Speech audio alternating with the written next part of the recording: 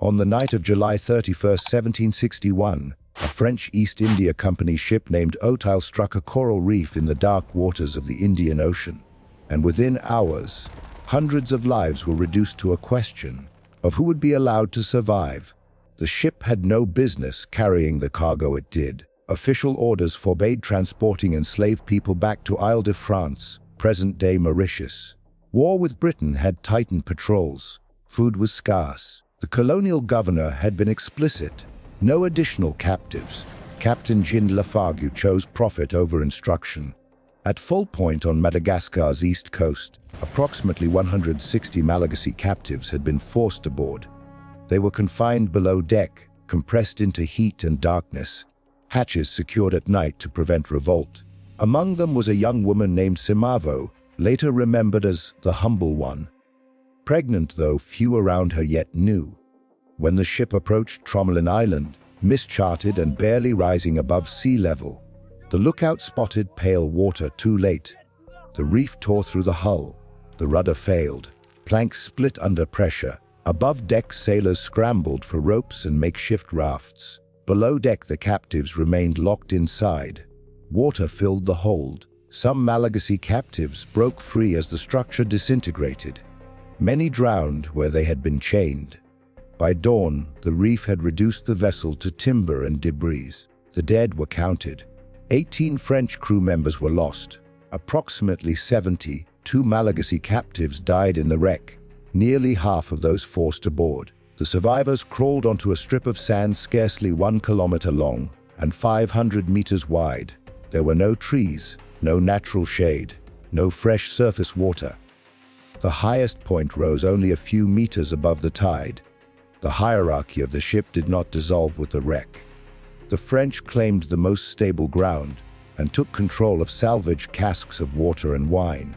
The Malagasy survivors were pushed downwind, separated physically and socially, as though the old order could be preserved by distance. Heat became the next enemy. Within 3 days, dehydration killed dozens more among the Malagasy. The French, rationing their controlled water supply, lost no one to thirst. The cruelty was not theatrical. It was administrative. Who held the ladler determined who lived. Eventually, necessity forced cooperation. Under instruction from the acting commander, Barthélemy Castellan du Vernet, the survivors began digging into the coral sand. 5 meters down, they found brackish groundwater. It was bitter, but it was water. That discovery altered the arithmetic. Salvage operations intensified. Timber from the wreck was dragged across the reef at low tide. Iron fittings were recovered. A crude forge was constructed from sandstone and remnants of the ship. Metal was reheated and hammered into nails.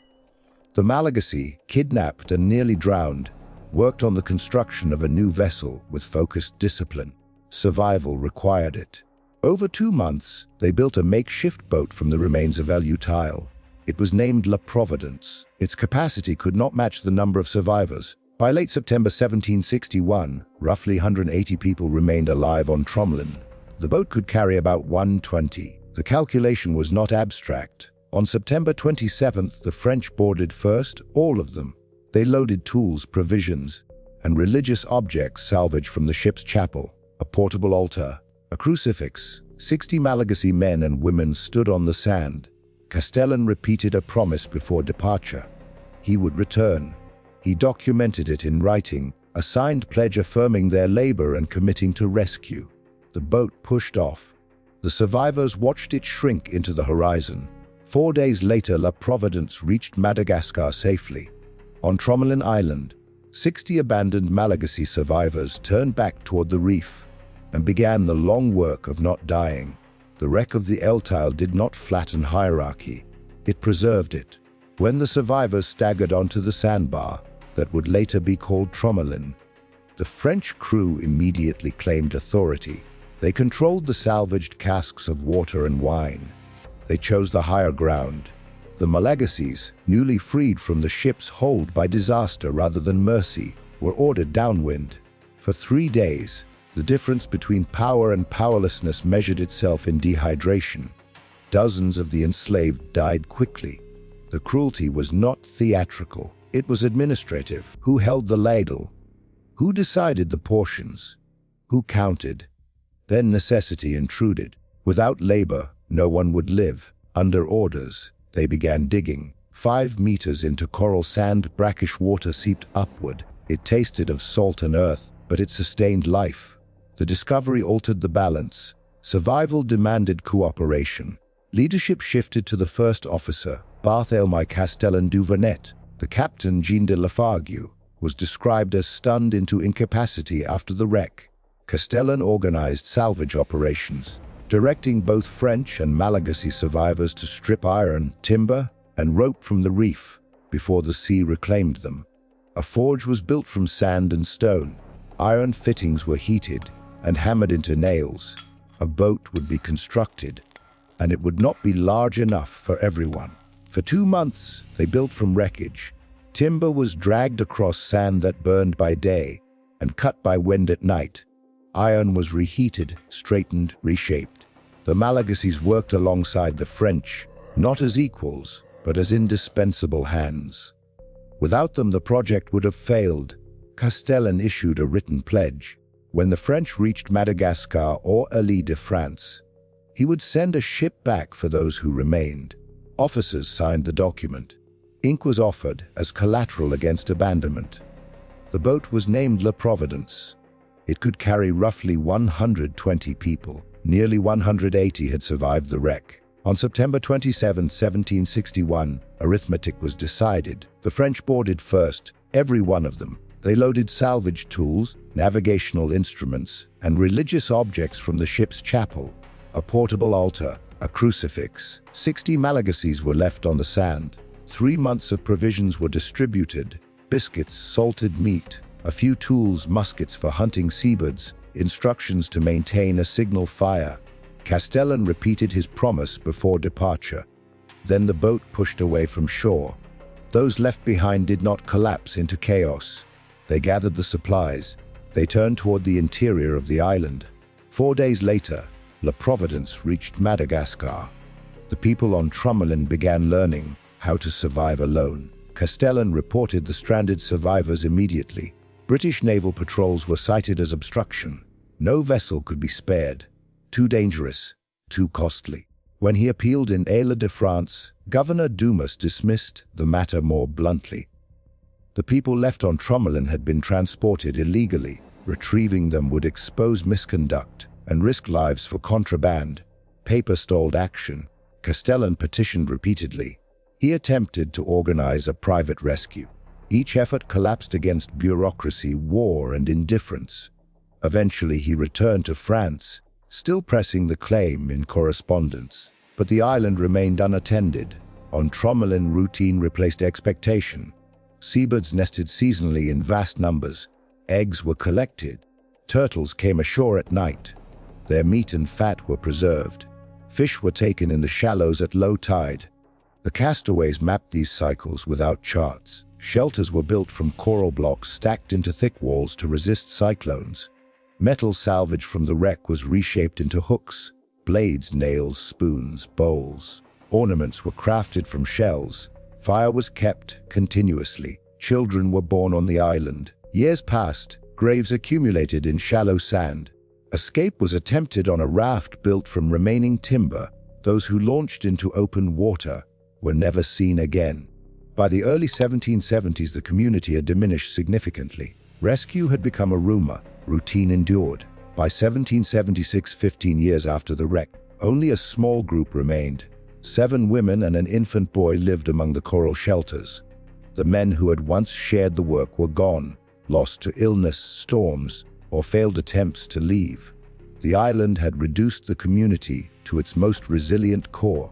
They maintained the fire. They repaired walls after each cyclone. They gathered eggs when the birds returned. They watched the horizon without speaking about what they hoped to see. Language had shifted over time. Malagasy threaded with fragments of French learned in captivity. Memory persisted in fragments as well. In November 1776, a French naval officer, Jacques-Marie Boudin de Tromelin, received orders to attempt another rescue. Previous missions had failed against the reef. Tromelin studied reports and altered the approach. He brought a shallow draft boat capable of navigating coral shallows and sailors experienced in reef waters. On November 29, his vessel sighted the island. The weather eased briefly. The smaller craft crossed the reef and reached shore. The women did not rush forward. They stood together watchful, measuring intent before belief. When told they were to be taken away, composure broke into tears and prayers. Possessions were gathered. Copper utensils, shell ornaments, tools fashioned from wreckage. The fire was left behind. 7 women and 1 child boarded the rescue boat. 15 years after being abandoned, they departed Tromelin alive. On December 14, 1776, the rescue ship reached Isle de France, now Mauritius. The survivors were presented to colonial authorities. Records note their condition: thin, sun-darkened, clothed in garments fashioned from feathers and salvaged cloth. They had lived on birds, turtles, fish, and rainwater. They had endured cyclones, drought, and isolation, measured not in months, but in years. Governor Jacques Maillart acknowledged a reality the previous administration had avoided. The enslaved people left on Tromelin had been taken illegally. They had been abandoned without justification. They were declared free. The women were offered passage back to Madagascar. They refused. Returning without kin or protection risked re-enslavement. 15 years had severed ties. Survival had altered their lives beyond restoration. Some entered colonial households. The infant boy, born on the island, was baptized. One woman, recorded under the name Simeva, carried forward the memory of those who had not survived. In France, news eventually reached Barthélemy Castellan du Vernet. He learned that 7 of the 60 left behind had endured. His written pledge to return had not been fulfilled in his lifetime. The rescue closed a chapter, but not the account. More than 70 had died in the wreck.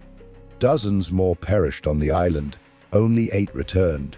Tromelin remained what it had always been, a narrow strip of coral and sand, indifferent to those who had struggled to live upon it. In the centuries that followed, Tromelin Island slipped back into obscurity. Charts marked it. Weather stations occupied it, but the names of those who endured there thinned into archival fragments. The island was treated as geography. In 2006, archaeologists began systematic excavations near the old weather station. Beneath layers of wind-packed sand, they uncovered foundations built from coral blocks. The walls were thick, deliberately reinforced against cyclone force. These were not temporary shelters. They were engineered for survival. Human remains were found nearby. Alongside them lay copper spoons hammered from ship metal, bowls shaped from salvaged debris, fish hooks, and thousands of bird bones bearing cut marks. Analysis confirmed long-term occupation. Diet patterns showed adaptation to seabirds, turtles, and marine life. The evidence aligned with 18th-century records of the wreck of Otail in 1761 and the abandonment of Malagasy captives. Archaeology did not romanticize their endurance. It documented it. No defensive structures suggested internal violence. No signs indicated systematic conflict among survivors. The material record pointed instead toward cooperation. Shared meals, shared labor, shared construction. The island that once functioned as a site of calculated abandonment became, through excavation, a site of accountability. Tromelin did not preserve names easily. Wind erased footprints daily, but coral, copper, and bone held enough. The story no longer depended solely on colonial reports. It rested in the ground itself.